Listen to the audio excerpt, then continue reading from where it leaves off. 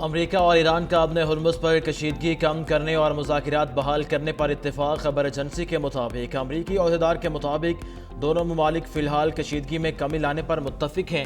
اب نئے ہرمز سے بحری جہاز آزادانہ طور پر گزر سکیں گے۔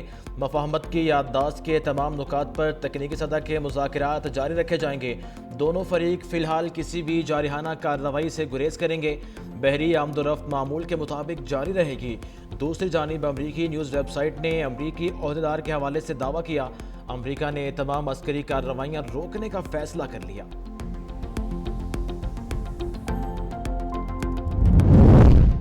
ایران امریکہ تکنیکی مذاکرات کی بیٹھک منگل کو دوحہ میں شیڈول کے مطابق ہوگی۔ امریکی حکام نے تصدیق کر دی۔ مذاکرات میں مفاہمت کی یادداشت کے تمام نکات زیر بحث آئیں گے۔ بات چیت کا بنیادی محور اب نئے ہرمز کی صورتحال ہوگی۔ امریکی تکنیکی ٹیم کے سربراہ مذاکرات میں شریک ہوں گے۔ امریکی حکام نے ایران پر تمام حالیہ فوجی کارروائیاں روکنے کا فیصلہ کر لیا۔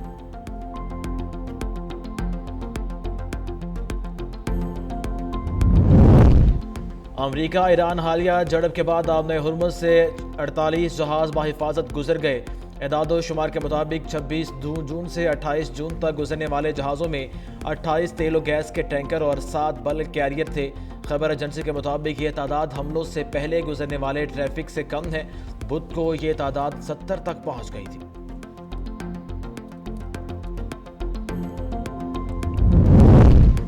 تہران کی برداشت کو کمزوری نہ سمجھا جائے۔ ایرانی سپریم لیڈر کے مشیر علی اکبر ولایتی نے بحرین کو خبردار کر دیا۔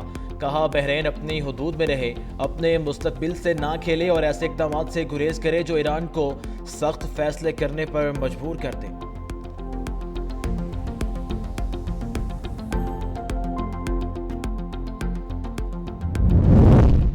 ایرانی سپریم لیڈر مجتبی خامنئی نے امریکہ اسرائیل کے خلاف جنگی جرائم کی قانونی کارروائی کا حکم دے دیا۔ مجتبی خامنئی نے عدلیہ کو ہدایت کی کہ ملکی اور بین الاقوامی سطح پر مؤثر قانونی کارروائی کی جائے۔ بعض امریکی اور اسرائیلی رہنماؤں کے بیانات مجرمانہ ذمہ داری کے اعتراف ہیں۔ بیانات نے ایرانی قوم کے حقوق کی بحالی کے لیے قانونی بنیاد فراہم کر دی۔ عدلیہ کی ذمہ داری صرف انفرادی مقدمات تک محدود نہیں بلکہ عوامی حقوق، قانونی آزادیوں، انصاف کے قیام، بدعنوانی کے خاتمے، قوانین کے نفاذ اور ملکی مفادات کے تحفظ تک بھی پھیلی ہوئی ہیں۔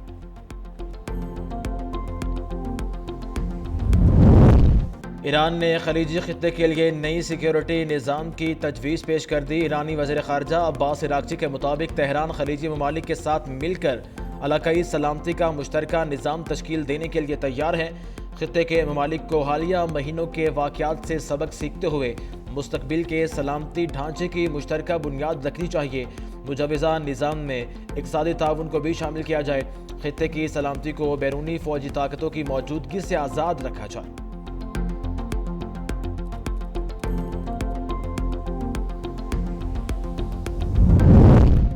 لبنان نے اسرائیل کے ساتھ طے پانے والے معاہدے کو مسترد کر دیا۔ لبنانی پارلیمنٹ کے اسپیکر نے اسرائیل اور لبنان کے درمیان اس ہفتے طے پانے والے فریم ورک معاہدے کو متضاد اور ناقابل عمل قرار دیا۔ کہا موجودہ شکل میں معاہدہ نہ منظور کیا جائے گا، نہ ہی عمل درآمد ممکن ہے۔ یہ لبنان کے حقوق کے تحفظ کا نہیں بلکہ شرائط مسلط کرنے کا معاہدہ ہے جسے کسی بھی صورت قبول نہیں کیا جا سکتا۔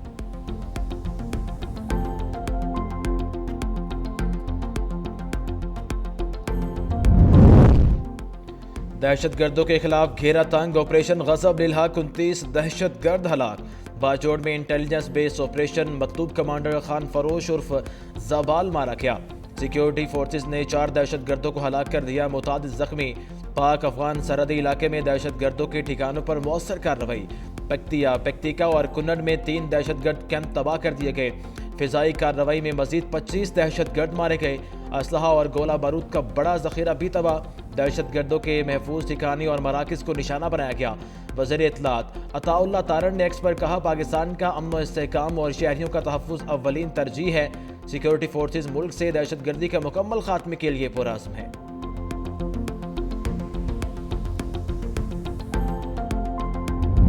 کراچی آنے سے قبل ہمارے لیے تمام طاری انتظامات افغانستان سے ہی کر دیے گئے تھے۔ عبدالہادی پہلے بھی یہاں آ چکا تھا، وہ سب جانتا تھا۔ پہلے ہمیں فوج اور رینجرز میں فرق بھی معلوم نہ تھا، یہاں آ کر رینجر سے واقف ہوئے، ہمیں بتایا گیا تھا یہ سب کافر ہیں۔ کراچی رینجرز کیمپ حملے میں ملوث زخمی دہشت گرد کے ہوش ربا انکشافات۔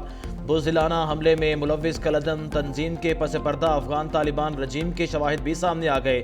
جماعت الاحرار کے گرفتار دہشت گرد نے اعترافی بیان میں اپنا نام عثمان علی بتایا، وہ افغانستان کے علاقے جلال آباد سے کراچی آیا۔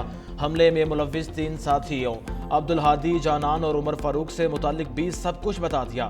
دہشت گرد عبدالہادی مارا جا چکا، جانان نے رینجرز کیمپ پر بم پھینکا تھا۔ دہشت گرد کے مطابق انہیں ایک زیر تعمیر عمارت میں رکھا گیا۔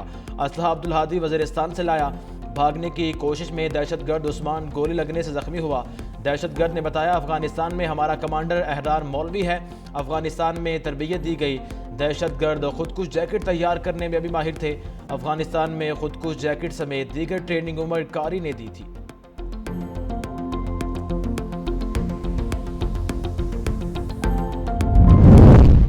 190 ملین پاؤنڈ کیس میں بانی پی ٹی آئی اور بشرا بی بی نے سزا معطلی کے لیے سپریم کورٹ سے رجوع کر لیا۔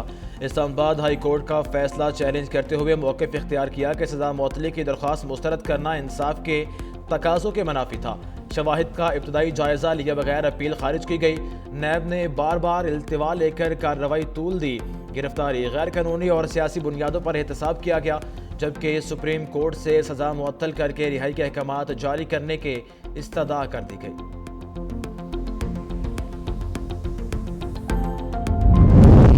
پاکستان میں غیر قانونی طور پر مقیم افغان شہریوں کے خلاف کریک ڈاؤن کا فیصلہ، وفاقی وزارت داخلہ نے فوری گرفتاری کا حکم دے دیا۔ حکومت نے 10 جولائی ڈیڈ لائن بھی مقرر کر دی۔ صوبائی چیف سیکرٹریز، آئی جیز اور اسلام آباد انتظامیہ کو سختی سے عمل درآمد کی ہدایت۔ 11 جولائی سے یومیہ رپورٹ وزارت داخلہ کو جمع کرانا لازم قرار دے دیا۔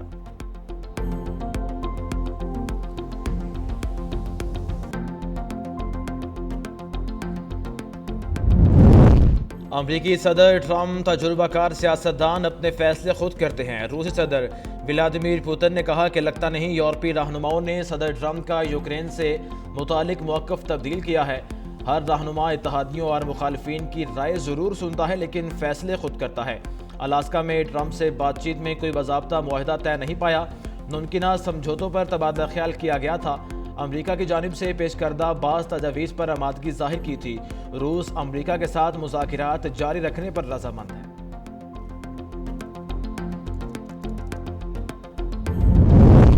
سعودی عرب کی ایران کے کویت اور بحرین پر حملوں کی شدید مذمت۔ سعودی عرب نے حملوں کو بین الاقوامی قوانین اور اقوام متحدہ کے منشور کی خلاف ورزی قرار دیا۔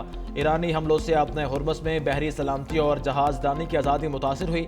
سعودی وزارت خارجہ نے کہا، سعودی عرب کا کویت اور بحرین سے مکمل یکجہتی کا اظہار۔ کویت اور بحرین کی خود سلامتی اور سلامتی کے تحفظ کے لیے ہر اقدام کی حمایت کرتے ہیں۔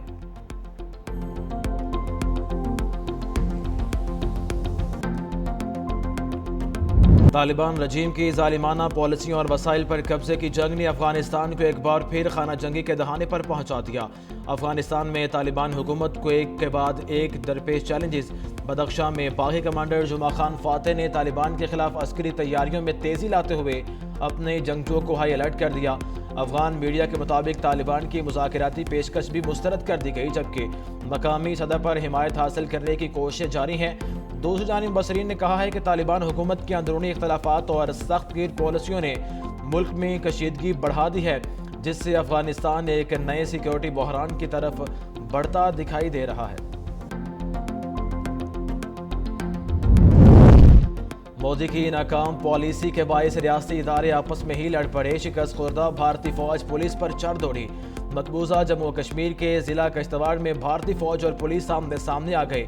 بھارتی میڈیا کے مطابق 17 راشٹریہ رائفلز کے درجنوں اہلکار اتھولی پولیس اسٹیشن میں زبردستی داخل ہوئے، توڑ پھوڑ کی اور پولیس اہلکاروں پر تشدد کیا۔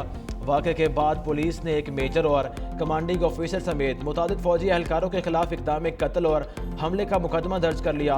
ایف آئی آر میں دعویٰ کیا گیا ہے کہ حملہ پہلے سے منصوبہ بندی کے تحت کیا گیا تھا۔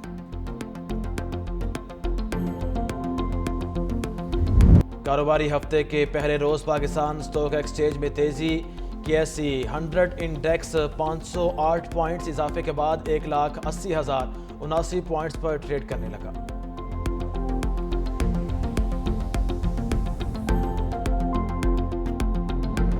ملک کے مختلف شہروں میں 3 جولائی تک وقفے سے پری مانسون بارشوں کی پیش گوئی NDMA کے مطابق ملک میں شدید گرمی اور بارشوں سے گلیشیئر پگھلنے کے عمل میں تیزی آ گئی سیلاب لینڈ سلائیڈنگ اور مٹی کے تودے گرنے کا خطرہ سیاحوں مسافروں اور مقامی افراد کو گلیشیئر سے نکلنے والے ندی نالوں اور دریا کناروں سے دور رہنے کی ہدایت کراچی میں مرطوب موسم باز علاقوں میں ہلکی بوندا باندی متوقع